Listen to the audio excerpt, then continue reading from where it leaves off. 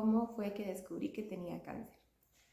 A veces no es tan fácil descubrirlo porque el cáncer es diferente, todos reaccionamos diferente, todos somos personas diferentes y por eso es que a veces es tan difícil de detectar. Les voy a contar cuál fue mi historia. Familiarmente yo ya había tenido encuentros muy cercanos con el cáncer y la verdad, si les soy sincera, era el mayor temor de mi vida, era lo que más le tenía miedo. Y bueno, aquí estamos, ¿cierto? Yo el año pasado, en 2022, a finales de noviembre, un día yo sentí una bolita en mi seno izquierdo. Yo sentí la bolita y yo dije, esto está muy raro. Y ya me estaba programando para ir a Ligra contra el cáncer, para que me revisaran, para que empezaran a hacer como el proceso. Pero cuando ya iba a asignar la cita, la bolita desapareció. Y yo dije, bueno, hay muchas posibilidades, pueden ser muchísimas, muchísimas cosas. En realidad, tal vez esto era solamente un susto para que yo me hiciera mis exámenes. Entonces dije, bueno, le voy a dar un poquito más de tiempo porque necesito ver si es algo recurrente, si fue solamente esa vez.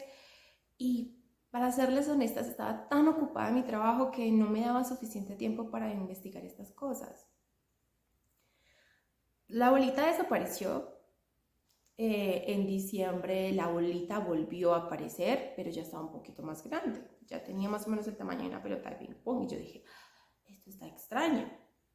Pero cuando yo fui al doctor, eso fue a finales de diciembre, me dijeron, no Alejandra, no te preocupes, eso es un ganglio inflamado.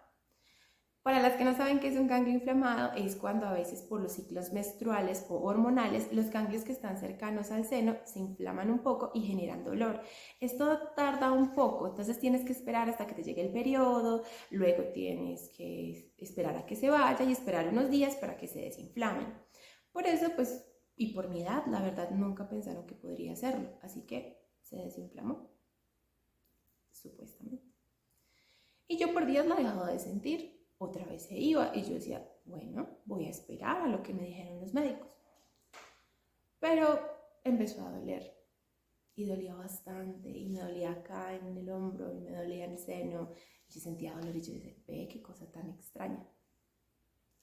Pero esperé porque me habían dicho que si me hacían los exámenes con los ciclos hormonales todavía activos, que me iba a doler bastante y que era un dolor innecesario de momento. Yo tomé la decisión de hacerle caso a los médicos en ese entonces y hago un gran paréntesis. Un mal diagnóstico puede suceder, pero lo importante es que uno tenga varias alternativas y varias opciones. Así que yo para enero ya era como principio, yo dije, no voy a esperar tanto, como que más bien voy a pedir una segunda opinión porque puede ser que tenga una infección o sea algo totalmente diferente, porque como el mío desaparecía ocasionalmente, yo nunca pensé que pudiera tener cáncer, jamás se me ocurrió que fuera cáncer. Así que fui al médico, me mandaron una ecografía de mama y yo dije, bueno, me la voy a hacer. Curiosamente había salido del sistema ese día, tenía que esperar más tiempo. Esperamos, ya estábamos en febrero y ya en febrero me hice la ecografía particular porque estaba demorando mucho por la EPS y me dijeron, ay Alejandra, pero es que esta bolita está un poco extraña, no cumple con las características de un ganglio inflamado. Y yo dije, oh por Dios, ¿qué es esto tan extraño? Y bueno, finalmente dije, listo, está bien, lo voy a hacer, me lo voy a hacer particular para descartar dudas. Para ese entonces, pues mi tía, yo ya iba a tener el proceso con ella. Mi tía desafortunadamente falleció por este proceso. Mi otra tía logró sobrevivir a este proceso tan difícil, pero tan satisfactorio hasta cierto punto, por todo lo que aprendes. Y yo dije, no, vamos a seguir juiciosos, me voy a hacer todo lo que me tenga que hacer. Ese era mi lema. Hay que hacer lo que se tenga que hacer. Y entonces decidimos hacer la biopsia particular también. Iniciamos también proceso con EPS para que hicieran lo necesario, la inmunohistoquímica y todo lo posterior. Y bueno, durante ese proceso fue un poquito difícil porque tenía mucho miedo. Recuerden que como les dije en uno de mis videos anteriores, yo tenía pánico, miedo. Mi mayor temor en la vida era que me dijeran que tuviera cáncer y lo estaba viendo enfrente. No sé si ustedes han visto la película del Gato con Botas 2 cuando ve al lobo aterrador como con su capa detrás siguiéndolo. Yo lo sentía así. Y bueno, finalmente me hicieron la biopsia, me dijeron que esperara un poco porque eso tarda, son 2 inicialmente. Primero te hacen una biopsia para confirmar si es o no es cáncer. Y ya después, cuando sale el resultado, te mandan la inmunohistoquímica, que es donde determinan qué tipo de cepa es para definir un tratamiento. Entonces me hicieron la biopsia y ya para febrero, más o menos, salió el resultado de la biopsia. Yo estaba en mi trabajo, estaba preparándome para dar una clase porque soy profe de inglés. Me estaba preparando muchísimo, estaba lista, estaba emocionada, ya estaba con todo, cuando me mandan el resultado de la biopsia. Para mí ver ese resultado fue difícil porque yo no entendía. Si les soy sincera, no soy doctora, no tengo conocimientos y lo que les estoy compartiendo es como mi experiencia como paciente. Yo vi eso y yo dije, oh, por Dios, ¿qué es esto? Entonces, como yo no entendía los resultados y no me quería poner a adivinar, yo leí que decía carcinoma, infiltrante, bueno, algo. Me perdonarán por los términos médicos, pero pues es que no soy médica y hago lo mejor que puedo. Y yo no entendía, así que le escribí al doctor que me mandó la biopsia y le pedí que por favor me explicara, porque pues yo decía, pues puede que no sea cáncer. Y entonces repentinamente me dijo como que, no Alejandra, esto ya nos acaba de confirmar que tienes cáncer. Yo estaba a tan solo unos minutos de dar una de mis clases, estaba en el trabajo y estaba pensando, oh por Dios, ¿yo qué voy a hacer? ¿Qué es esto? Yo estaba hablando con mis compañeros mientras hablaba con el doctor y de repente me quedé súper callada y se me empezó a salir una lágrima en el ojo izquierdo y llorar. Ahora no, por favor. Luego yo me la sequé, me preparé y dije, bueno, esto no va a detenerme, no me va a detener. Respiré profundo, fui a mi salón, fui a dar mi clase, estuve con todos mis estudiantes, terminé mi clase y cuando crucé la puerta de mi casa, lloré por primera vez. Hasta ese momento yo no había sido consciente de todo lo que estaba atravesando porque creo que emocionalmente estaba en tanto shock que mi cuerpo no quería reconocer el proceso en el que estaba. Yo me acuerdo que ese momento fue difícil porque yo estaba en uno de los mejores momentos, había vuelto a mi trabajo, ya estaba otra vez organizándome, tenía muchos planes para este año, muchas metas. Yo decía, a mí le decía a mi mejor amiga gorda, yo no sé qué voy a hacer, qué va a pasar, qué va a suceder. Y me empecé a llenar de angustia. Ella me calmó lo mejor que pudo y yo traté de descansar esa noche. Y yo decía, ¿cómo le voy a contar a mi familia después de que tuvieron ya que pasar por un proceso de cáncer? Y no solo uno, varios. Sencillamente me tuve que llenar de valor y al primero de mis papás al que le conté fue mi papá, porque mi mamá no se encontraba en la ciudad en ese momento y le dije, papi, voy a ir a tu apartamento, es que quiero hablar algo contigo. Yo hablé con él y le dije, gordo, la biopsia no salió bien. Me dijo, ¿qué pasó? Me dijo, papi, tengo cáncer. Decir esas palabras ahora lo hago con fuerza, pero en su momento fue muy difícil. Y bueno, estamos diciendo que apenas yo estoy en este proceso unos cuantos meses.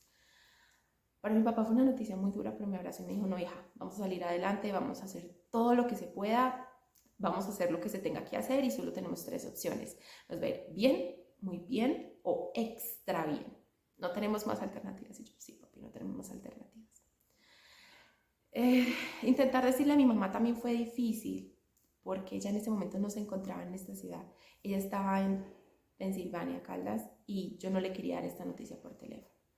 Ella ya había atravesado por la muerte de mi tía y yo decía que no le quería decir hasta que ya estuviera confirmado, hasta que ya estuviera todo listo. Entonces, cuando regresó a la ciudad y le tuve que decir, la preparamos todo el día emocionalmente para eso y al final le contamos.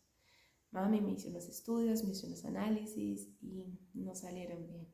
Mami, tengo cáncer. Para ese momento no había salido mi inmunohistoquímica todavía. Recuerden, primero es para diagnosticarlo y luego para clasificarlo. Entonces hasta ese momento me dijo, no, yo te voy a acompañar a los exámenes, lo que tengas que hacer. Una vez fui diagnosticada, tuve que pasar por gamografías y otros exámenes para descartar que no estuvieran otras partes del cuerpo. Yo me hice todos los exámenes que me tuve que hacer y finalmente tomé la decisión de permitirle que me acompañara, porque eso era lo más difícil. Yo no quería que nadie me tuviera que ver así. Y bueno, ya cuando salió la inmunohistoquímica, la sacaron lo más rápido posible, me dijeron que era un cáncer, me mandaron una inmunohistoquímica y me decía negativo, negativo y negativo. Y yo, ¡qué maravilla es esta! No tengo cáncer. Yo en mi ignorancia, tratando de analizar exámenes de sangre, exámenes a biopsias, así como súper, ¡ay, no tengo cáncer! Yo llorando y triste por nada. Entonces yo le escribí muy feliz al doctor, doctor, ¿cómo le parece? Me pareció que todo es triple negativo. ¿Eso qué significa? Me decía, significa que te tienes que ir al doctor, pero ya. Y yo como que, oh, por Dios, ¿en qué me metí?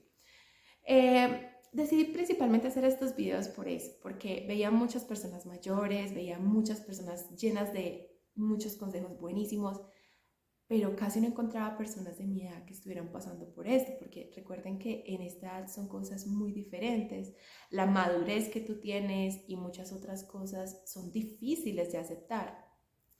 Y a eso sumarle que mi tipo de cáncer triple negativo es un poco escaso o raro, entonces es muy duro encontrar a alguien que tenga pues este tipo de cáncer, que no es tan frecuente.